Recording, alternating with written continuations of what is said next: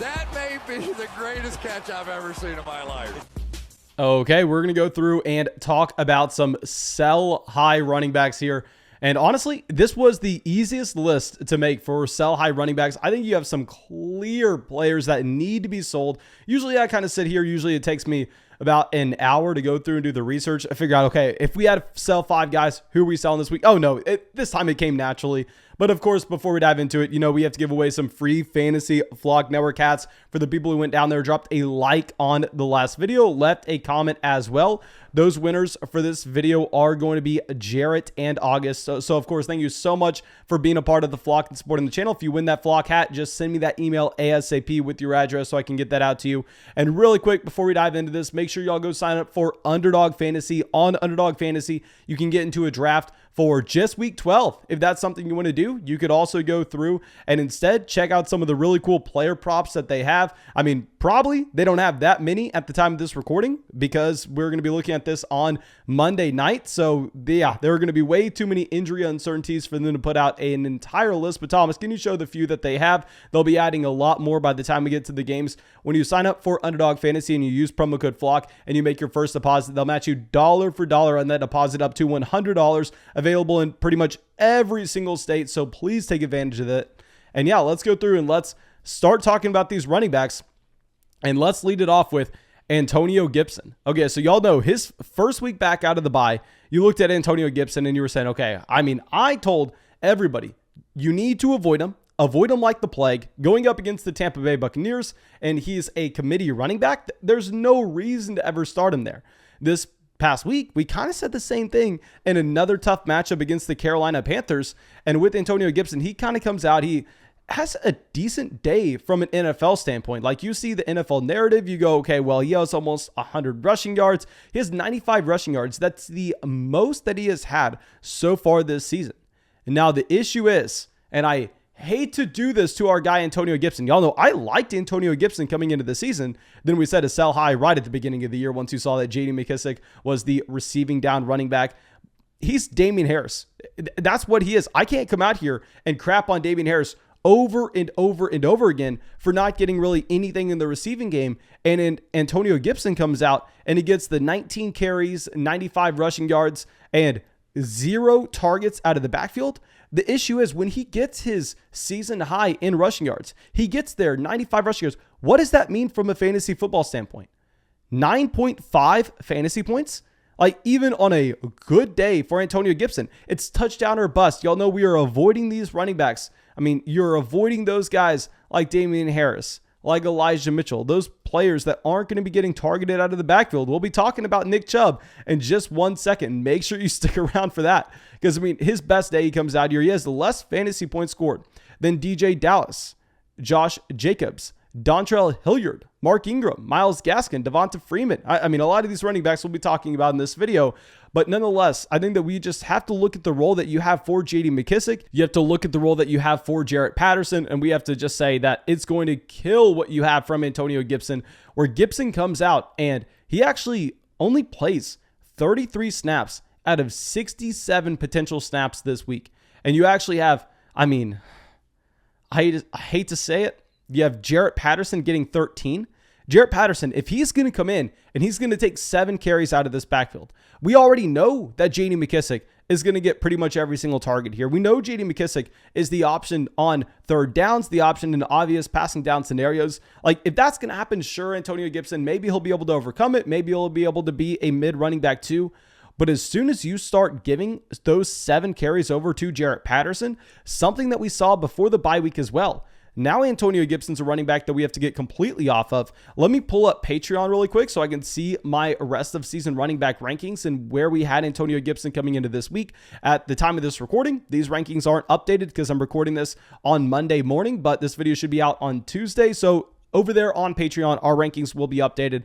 And at the running back position, I mean, with Antonio Gibson, I mean, I have him at running back 24. Now, I think that he probably has to fall behind a couple players here. He probably has to fall behind someone like Clyde Edwards-Helaire, because here with Clyde Edwards-Helaire, he's in a very similar scenario where, I mean, this is a running back that is a committee option, but in a much better offense in Kansas City. And another thing is, with Clyde Edwards-Helaire, he's not entirely touchdown or bust. He's going to get a few targets out of the backfield. And we don't even need to turn this into a Clyde Edwards-Helaire video. We've talked about him enough over the past few weeks.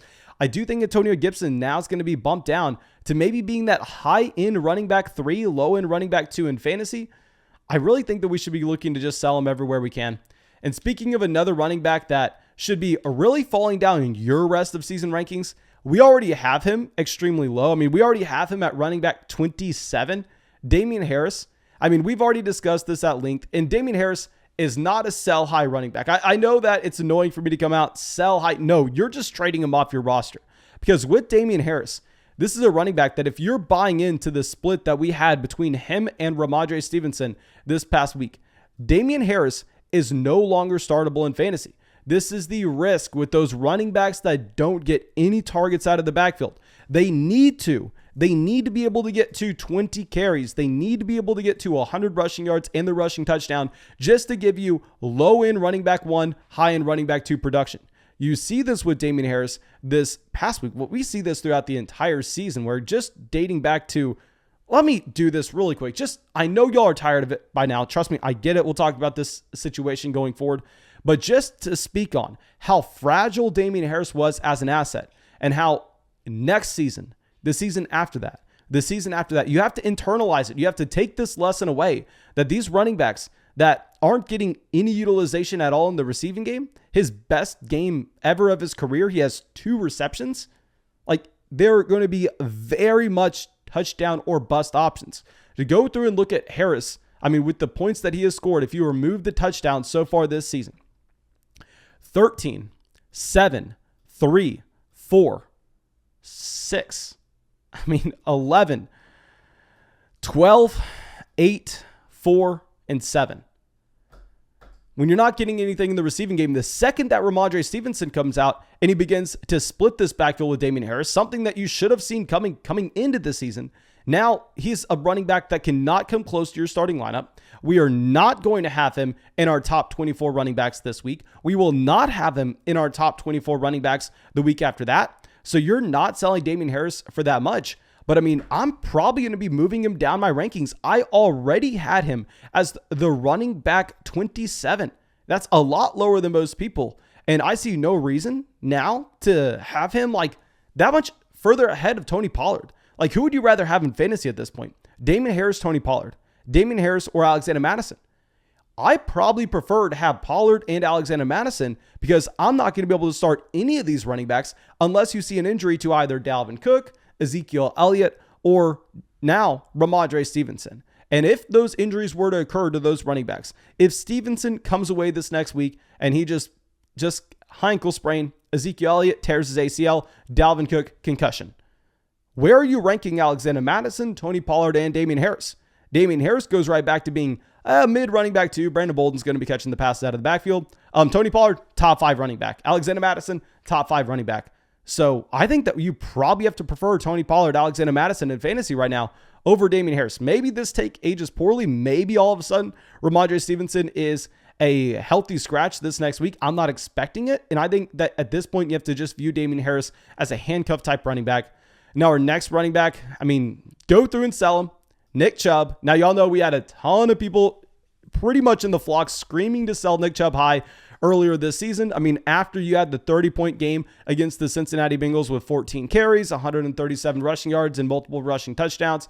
And we were saying, oh, nope, you can't sell Nick Chubb high because the issue is every week that you do not have Kareem Hunt in Cleveland, Nick Chubb is a locked and loaded high-end running back 1, a locked and loaded top 5 running back for the Cleveland Browns because we know with Nick Chubb, he's that elite talent at the running back position. He's running behind an elite offensive line. You saw that this past week for him going up against the Detroit Lions, 22 carries, 130 rushing yards. He catches a couple balls out of the backfield and he gets the receiving touchdown at the same time.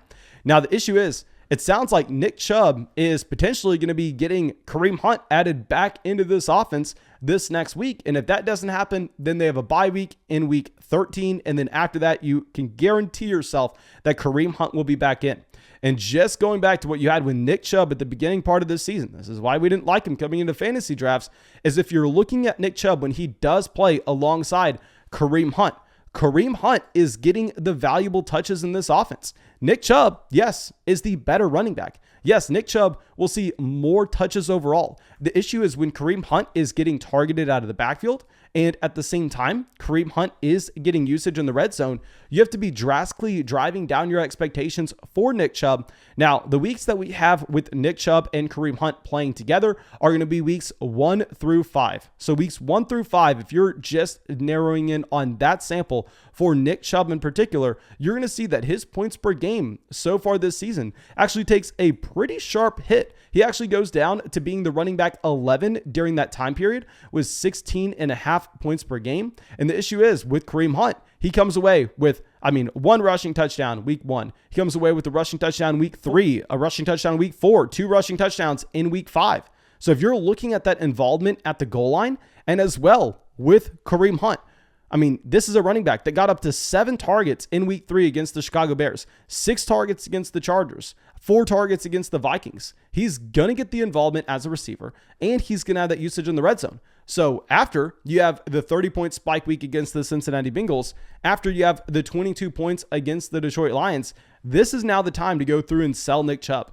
Not to mention that they have a couple brutal matchups coming up. They're going to be playing against the Ravens this week, and then they have a bye in week 13. Then, hell, they get the Ravens yet again in week 14. So I definitely think Chubb, this is actually the right time to be selling. And now our next running back, we had him on sell high list after sell high list after sell high list. And then the second that Chase Edmonds goes down, we're screaming James Conner, top 10 running back. Fire up James Conner as a mid running back 1 every single week. You do not have Chase Edmonds, because Chase Edmonds was someone that was getting the majority of the snaps in this backfield for the Arizona Cardinals. Chase Edmonds was coming out and he was easily getting up to 60-70% of the running back backfield snaps every single week.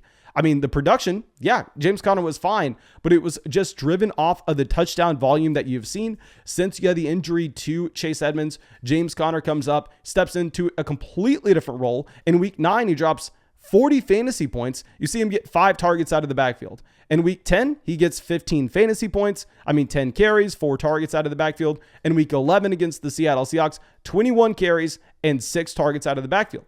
Now, there's no reason to assume that Chase Edmonds won't be going back to his usual role when you have him coming back into this offense.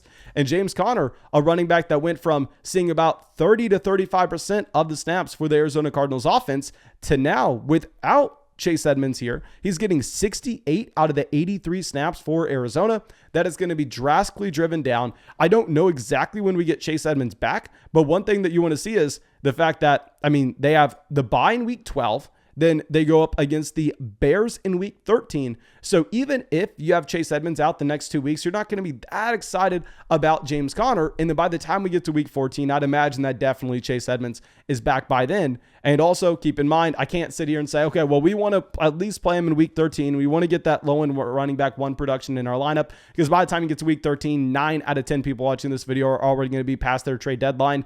So, with James Conner pulling up our rankings, I have him ranked as the running back 17 in our rest of season rankings right now. If you could trade James Conner and a small player, a small wide receiver added on, and go get Aaron Jones, I think that makes so much sense. Now, speaking of Aaron Jones, let's go over to that Green Bay Packers offense. And another running back that y'all know we love, A.J. Dillon. A.J. Dillon, I think now is going to be the time to sell him high for a contending roster, for a team that, is already locked and loaded into the fantasy football playoffs. With A.J. Dillon, he comes out this past week, 15 fantasy points against the Minnesota Vikings. Looks great. Is clearly the 3-down running back for Green Bay here. He pretty much gets every single touch out of this backfield. You have 6 targets going to A.J. Dillon, 0 targets going to Patrick Taylor, 11 carries for Dillon, 4 carries for Patrick Taylor. So A.J. Dillon is the 3-down workhorse running back here. Now the issue is, this week he has the Rams. You can expect that A.J. Dillon, he's going to be a top 10, top 12 running back here against the Rams easily, even in a tough matchup, just because we know the Green Bay Packers, they have an elite offense, and A.J. Dillon is an elite running back talent. Now, after that, they're going to have a bye week in week 13. So we can do some math here. So you have Aaron Jones missing week 11, Aaron Jones going to be missing against the Los Angeles Rams most likely, then he can use that bye week to get healthy in week 13. Now, I mean, if he was going to be missing 3 weeks, wouldn't they have put him on the IR? I think that we most likely have Aaron Jones coming back in week 14. And if we have Aaron Jones coming back in week 14, trust me, I love A.J. Dillon, but for a playoff team, you're not starting A.J. Dillon at your running back 2 spot. You can't go through and start him when we know that Aaron Jones is going to be the running back that gets the usage in the red zone. Aaron Jones is going to be the running back that gets the usage in the receiving game. So if you map this out right now, you got your 1 week of running back 1 production from A.J. Dillon. And I'm saying if you don't have the ability to just sell after week 12, like if our trade deadline is this week, which it is for a lot of people, you're going to have to go, okay, well, yeah, I know A.J. Dillon, he's going to be a running back 1 this week. Trust me, I know we're going to have some people coming out screaming at me. They're going to be, Mason, you idiot. How the hell did you put A.J. Dillon on your sell high video? Did you not see him be a running? Yes, he's going to be a running back 1. Trust me, I get it. But nonetheless, you're only going to get 1 week of that production until you have Aaron Jones coming back. So I think we would rather sell off A.J. Dillon in a package. Like if I'm going over to my rest of season rankings, I currently have A.J. Dillon ranked in that same range as guys like, Antonio Gibson, Clyde Edwards-Helaire. I probably need to be moving Dillon ahead of those players just because his ultimate upside if something does occur to Aaron Jones yet again. But if we can look to possibly sell A.J. Dillon in a package and get up to a running back like Darrell Henderson, I think that could be fantastic. Now let's go over to our next running back here, and this will be Alex Collins. We're going to be very brief on this because you're not going to get much value at all. I just think that Alex Collins is a running back that you have to look at, and we have to say, we are not starting him a single week the rest of the season. With Alex Collins, this past week in Seattle, they came out, they gave 4 running backs carries out of this backfield. You get a carry for Collins, a carry for DJ Dallas, Rashad Penny, and Travis Homer. Rashad Penny started the game here for the Seattle Seahawks.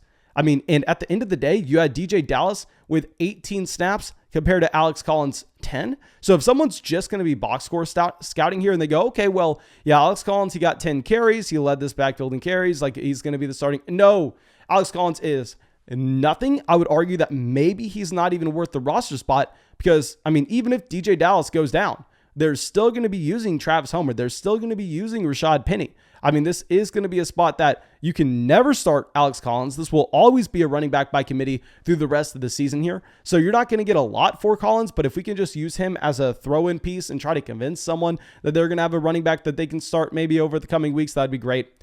And speaking of running backs coming back to their offenses, this is going to be a continued trend here. Okay, so we're selling Nick Chubb with Kareem Hunt coming back in. We're selling James Conner with Chase Edmonds coming back in a few weeks. We're selling A.J. Dillon with Aaron Jones coming back in a few weeks. We're selling Myles Gaskin with Malcolm Brown coming back in a few weeks. Myles Gaskin, a running back I hated coming into the season because you were looking at it going, okay, well, Malcolm Brown, clearly this team went out of their way. They signed Brown, looking at what he did with Darrell Henderson and Cam Akers, stealing touches from them in 2020. Of course, he's going to be able to steal touches from Myles Gaskin in 2021.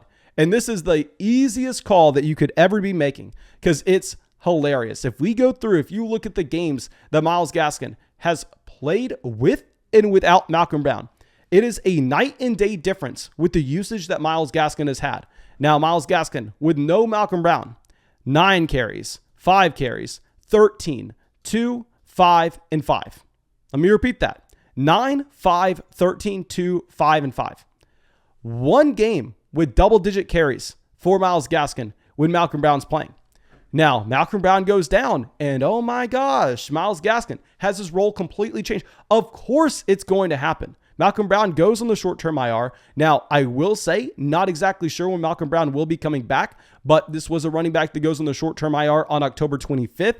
Now, it's going to be about November 23rd when you're watching this video. So now Malcolm Brown can come back, maybe not this week, but he can come back maybe the next. And worst case scenario, even if he misses until the bye, you're not going to be starting Myles Gaskin against the Panthers anyway. So you're going to be giving up 1 week where you can start Myles Gaskin against the New York Giants. With no Malcolm Brown, 15 carries, 12, 20, 14, 23, essentially almost tripling the amount of carries that he is getting on a per game basis with no Malcolm Brown in this offense. He has been very inefficient with these carries. There's no reason to assume that all of a sudden when Malcolm Brown comes back to go, no, Myles Gaskin, you've shown us enough. We need you to keep on going out there and scoring fantasy football points. We're not going to be using Malcolm. No, It's not going to happen. Brown will come back in. It will relegate Myles Gaskin to being a running back 3 in fantasy. Right now, if you're looking at our rest of season rankings, I mean, right now with Myles Gaskin, I currently have him hovering around the running back 27 range. Probably going to keep him there until Malcolm Brown officially comes back, but I think a lot of people are actually viewing Myles Gaskin more as that mid running back 2 rather than that high end running back 3. Now, our last running back we'll be mentioning, I actually said to buy low on him. We said to draft him. I mean, we were drafting him everywhere. Y'all have no idea how many underdog best ball teams I have him with because we were getting him in the 6th round. Josh Jacobs. Now, with Jacobs, the issue is this entire Las Vegas Raiders offense with no Henry Ruggs. I'm going to continue to talk about it because clearly there is something to this. Obviously, Ruggs was never a good fantasy football option. Obviously, Ruggs was never racking up a ton of receptions. He was never racking up a ton of receiving yards. He was never going to be a high touchdown player. But the reason that teams go out of their way and they pay the most money and also they invest the highest draft capital into those speed wide receivers is when they stretch the field, they make life easier for everybody else in the offense. They allow, their running backs to go up against light boxes. They allow, a wide receiver like Hunter Renfrow, a tight end like Darren Waller to not get double coverage and not get all the defensive attention. Clearly, you cannot trust anything of what we have with this Raiders offense over the past 3 weeks with no Henry Ruggs. 16 points, 14 points, and 13 points. The Raiders are just a completely different team here. I think that we need to be trying to sell everybody that we can outside of Darren Waller. Please never consider starting Derek Carr just because defensive coordinators are able to completely change how they go up against this Raiders team. Not to mention they lost their head coach. So at this point, it's just a dysfunctional place. Josh Jacobs, what sucks is you're not going to get a lot of value for him. He has saved his fantasy day by being able to go through and at least getting some receptions out of the backfield, which is nice. He got up to 11 fantasy points this past week with only 37 receiving yards. That's because he added on 5 receptions for 24 receiving yards. The issue is you're just not going to have the touchdown upside if this offense can't get to the red zone. That's why you like drafting Josh Jacobs in the first place, because when this team was in the red zone, they looked to hand the ball off to Josh Jacobs. He led the NFL in red zone carries in 2020. It's just a completely different situation now. And of course, thank you so much for being a part of the flock and supporting the channel. I really hope that you got something from this video. I really hope that it helped you out some way. And of course, go down there, drop that like, leave a comment, subscribe to the channel, get entered in to win a Fantasy Flock Network hat. And of course, go sign up for Underdog Fantasy. When you sign up for Underdog Fantasy and you use promo code FLOCK, they match you dollar for dollar on that deposit up to $100. Please take advantage of that. And yeah, that's all I got for you. Thank you so much, and I hope you have a great day.